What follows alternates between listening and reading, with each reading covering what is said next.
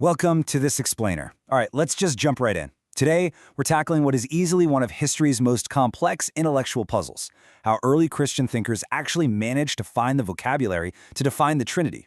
It's this wild journey of linguistics, high-stakes philosophy, and honestly, some incredibly intense debates that literally still shape theology today. Here's our roadmap for tracking this 200-year evolution. We'll start with the great Trinitarian puzzle, look at early attempts and missteps, explore the linguistic breakthroughs, and finish up with Augustine and the final shape. Let's get to it. Section 1. The Great Trinitarian Puzzle. Okay, so starting out in the 3rd century, the early church was absolutely obsessed with fiercely defending the absolute unity of God against paganism. But, that strict focus created a huge intellectual puzzle. To figure it out, early thinkers like Hippolytus and Tertullian started looking at God from two different angles. They introduced this key Greek term, oikonomia, or economy. Now, they definitely weren't talking about money here. They used this word to distinguish God's eternal, solitary being from the regular order and arrangement of how he actually reveals himself in creation and redemption.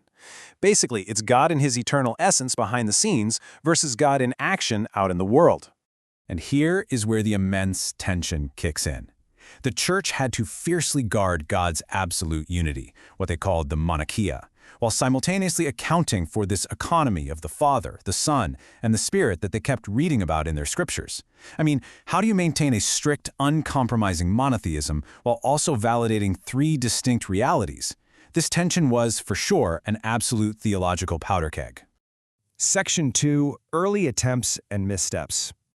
All that intense pressure to protect God's oneness led to some pretty radical attempts to solve the puzzle, attempts that were ultimately rejected, by the way.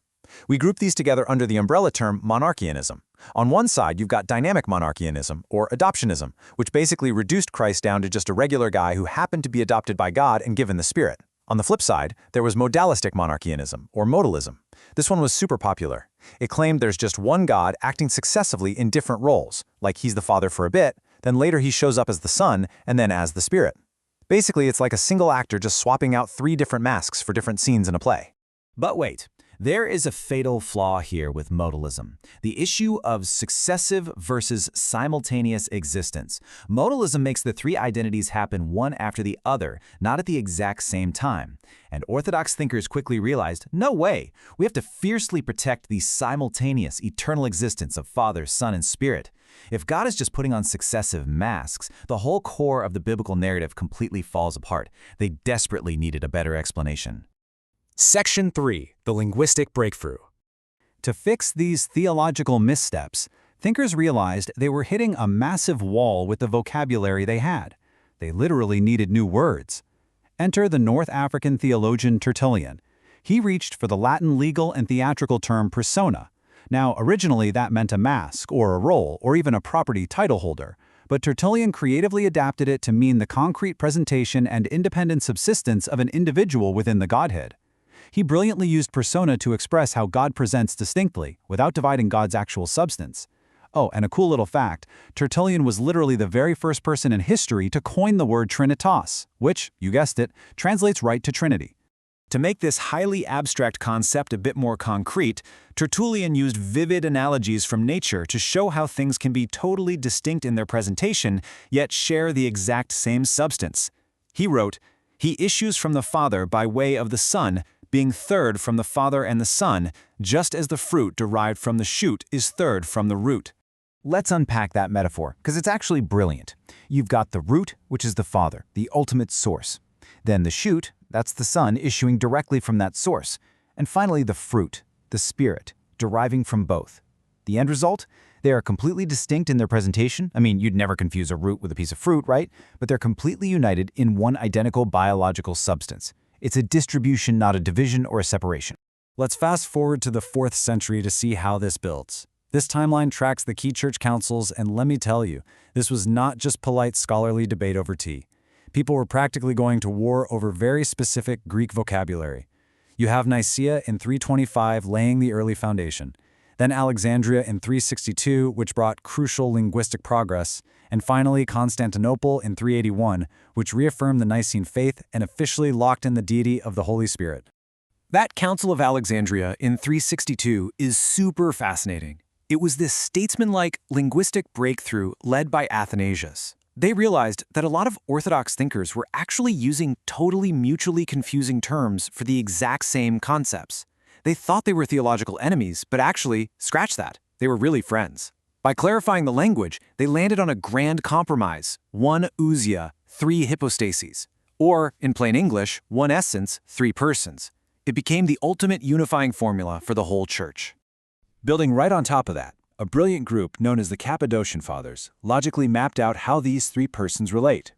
They define the unique, particularizing characteristics of each person based purely on their eternal origins. So the Father is defined by unbegottenness, the Son is defined by begottenness, and the Holy Spirit by procession. They all share the exact same divine substance, but those distinct eternal origins map out exactly who's who. Now, what's especially interesting in the source material is the crucial elevation of the Holy Spirit here. In the early days, the Spirit's exact status was actually lagging behind the Son in theological reflection. But the Cappadocians definitively shut down those early debates, firmly affirming that the Spirit is absolutely of the same substance as the Father and the Son, fully co-equal, fully God. Gregory of Nyssa, one of those brilliant Cappadocians, came up with this gorgeous visual for this co-equal relationship. He compared the Trinity to a torch, talking about the analogy of a torch imparting its light first to touch another torch and then through it to a third. Think about it. The first torch passes its fire along, but it never loses its own substance or dims its own light. It is just a perfect visual of the Father, Son, and Spirit sharing the exact same divine fire. Section 4. Augustine and the Final Shape. And that brings us to St. Augustine, easily one of the most influential thinkers in history. His massive work, De Trinitate, on the Trinity, provided the mature final expression of this doctrine for the Western Church. And it highlights a really fundamental difference in how the East and West approach this whole shebang.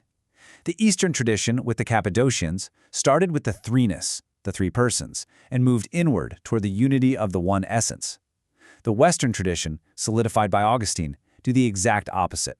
He started with the absolute, indivisible oneness of the divine essence, and moved out to explain the three persons. It's essentially two different paths climbing the exact same mountain.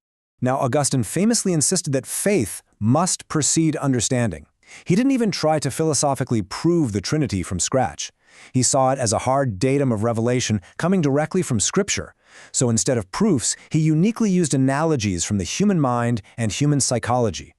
Those analogies don't prove God, obviously, but they radically deepen our human grasp of this incredibly profound mystery. Which leaves us with a final provocative thought.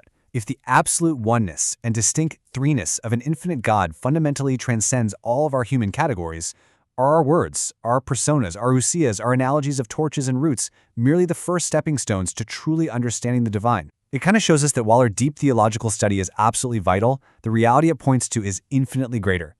Thanks so much for joining me on this explainer. Keep asking those big questions, and we'll catch you on the next one.